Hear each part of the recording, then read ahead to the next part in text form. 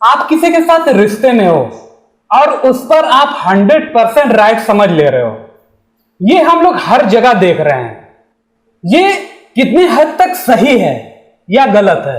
पहली चीज, मैं आप जो क्वेश्चन कर रहे हैं इसमें मैं मैरिड रिलेशनशिप को नहीं डालूंगा, क्योंकि मैरिज में आप दोनों का एक दूसरे पे पूरा अधिकार होता है।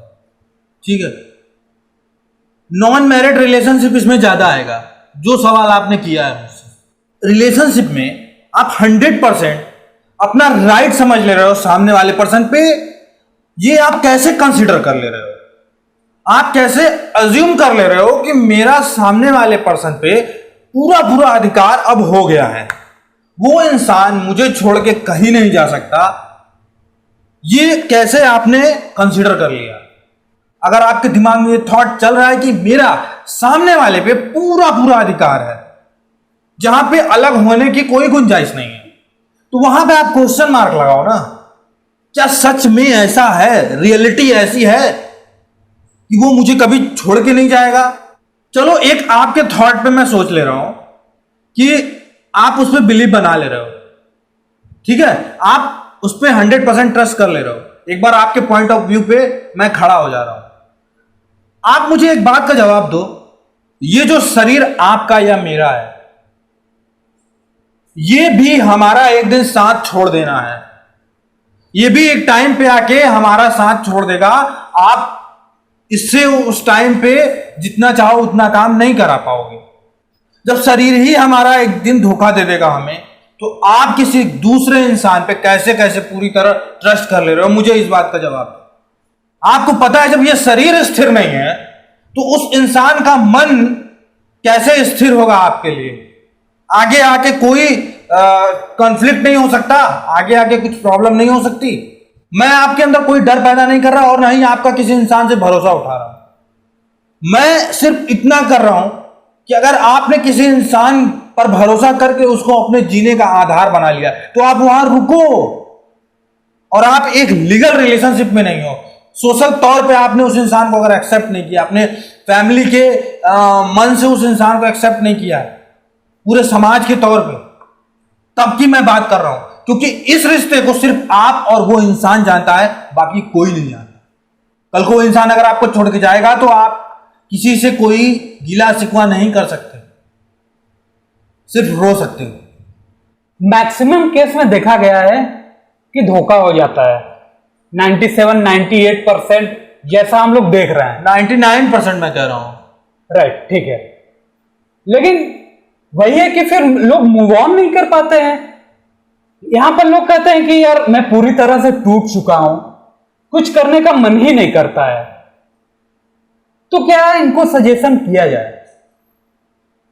मैं इसी चीज से बचाने के लिए शुरू में जो बातें बताया आपको, क्या आप 100% बिलीव नहीं कर सकते किसी पे?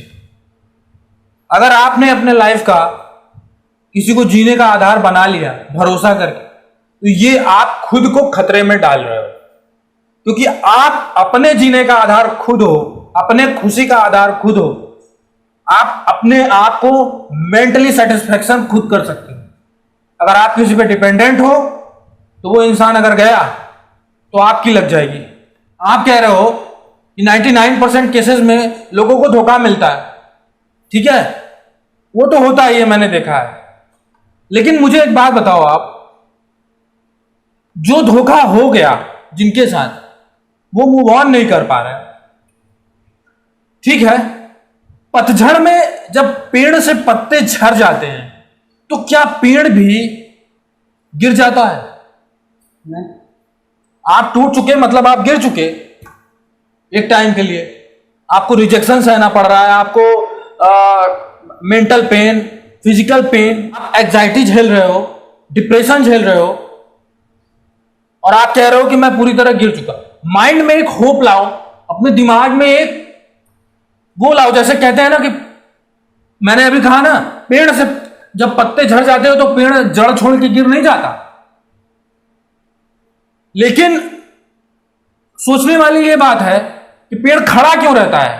क्योंकि उसको पता होता है सही समय आने पे फिर से पत्ते लगेंगे, जो झड़ गए उससे अच्छे लगेंगे। आपकी जिंदगी भी उस पेड़ की तरह है, आपको एक्सेप्ट करना पड़ेगा इस चीज को।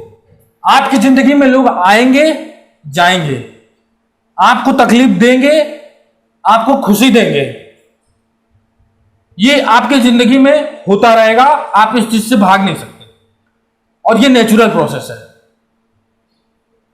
आप क्या कर सकते हो, उसी पेड़ की तरह खड़े रह सकते हो मजबूत बन के अपने जड़ से, कि जो आएगा वो एक्सपीरियंस देके जाएगा मुझे, ये मान लो।